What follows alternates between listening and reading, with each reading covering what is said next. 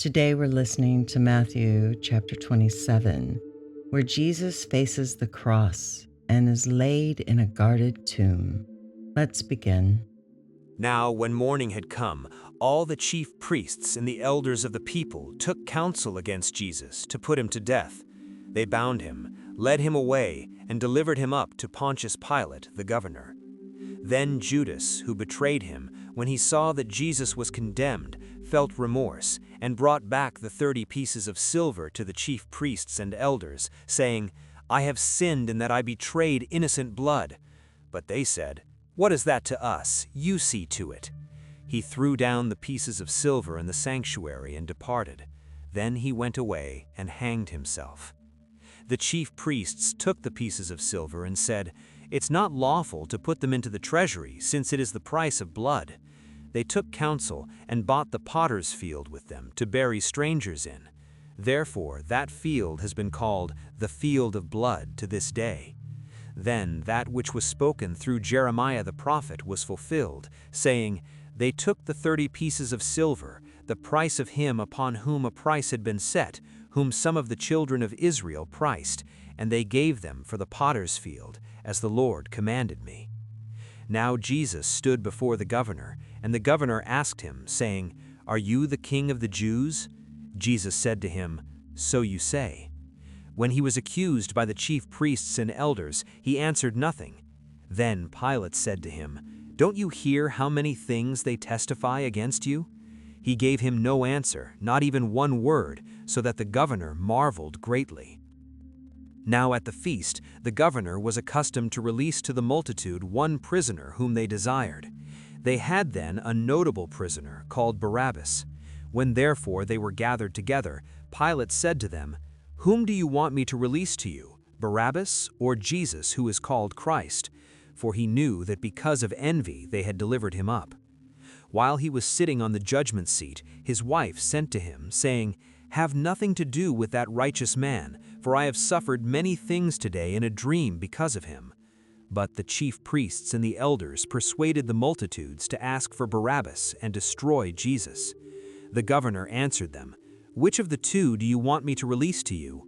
They said, "Barabbas." Pilate said to them, "What then shall I do to Jesus who is called Christ?" They all said to him, "Let him be crucified." But the governor said, "Why? What evil has he done?" But they cried out exceedingly, saying, "Let him be crucified." So when Pilate saw that nothing was being gained, but rather that a disturbance was starting, he took water and washed his hands before the multitude, saying, "I am innocent of the blood of this righteous person. You see to it." All the people answered, "May his blood be on us and on our children." Then he released Barabbas to them, but Jesus he flogged and delivered to be crucified. Then the governor's soldiers took Jesus into the praetorium and gathered the whole garrison together against him. They stripped him and put a scarlet robe on him. They braided a crown of thorns and put it on his head, and a reed in his right hand. And they kneeled down before him and mocked him, saying, "Hail, King of the Jews!" They spat on him and took the reed and struck him on the head. When they had mocked him, they took the robe off him and put his clothes on him and led him away to crucify him. As they came out, they found a man of Cyrene, Simon by name, and they compelled him to go with them, that he might carry his cross. When they came to a place called Golgotha, that is to say, the place of a skull, they gave him sour wine to drink mixed with gall. When he had tasted it, he would not drink.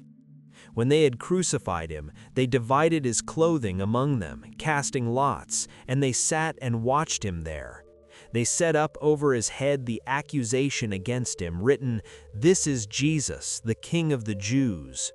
Then there were 2 robbers crucified with him, one on his right hand and one on the left. Those who passed by blasphemed him, wagging their heads and saying, "You who destroy the temple and build it in 3 days, save yourself. If you are the Son of God, come down from the cross now." Likewise, the chief priests, also mocking with the scribes, the Pharisees, and the elders, said, "He saved others, but he can't save himself. If he is the King of Israel, let him come down from the cross now, and we will believe in him.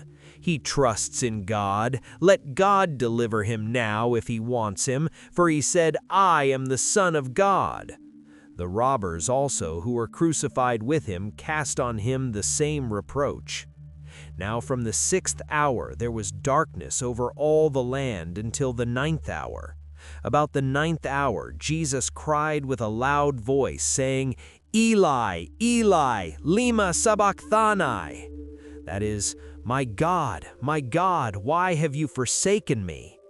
Some of them who stood there, when they heard it, said, "This man is calling Elijah." Immediately one of them ran and took a sponge, filled it with vinegar, put it on a reed, and gave him a drink.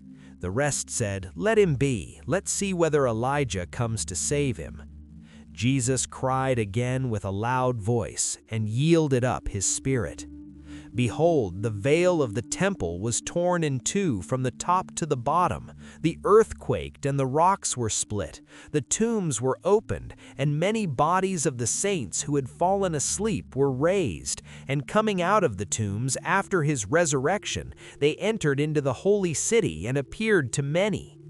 Now the centurion and those who were with him watching Jesus, when they saw the earthquake and the things that were done, were terrified, saying, "Truly, this was the Son of God." Many women were there watching from afar, who had followed Jesus from Galilee, serving him. Among them were Mary Magdalene, Mary the mother of James and Joseph, and the mother of the sons of Zebedee. When evening had come, a rich man from Arimathea named Joseph, who himself was also Jesus' disciple, came. This man went to Pilate and asked for Jesus' body. Then Pilate commanded the body to be given up. Joseph took the body and wrapped it in a clean linen cloth and laid it in his own new tomb, which he had cut out in the rock. Then he rolled a large stone against the door of the tomb and departed. Mary Magdalene was there, and the other Mary, sitting opposite the tomb.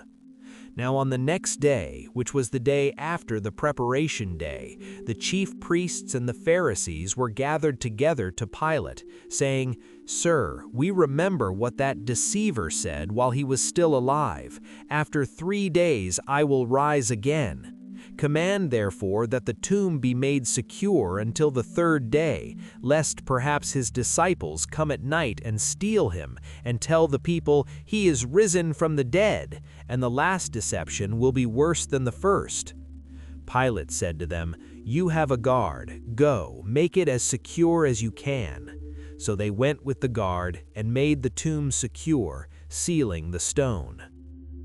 It's always really hard reading about the cross and the sacrifice Jesus made. But if it wasn't for Jesus' sacrifice, none of us would be saved today.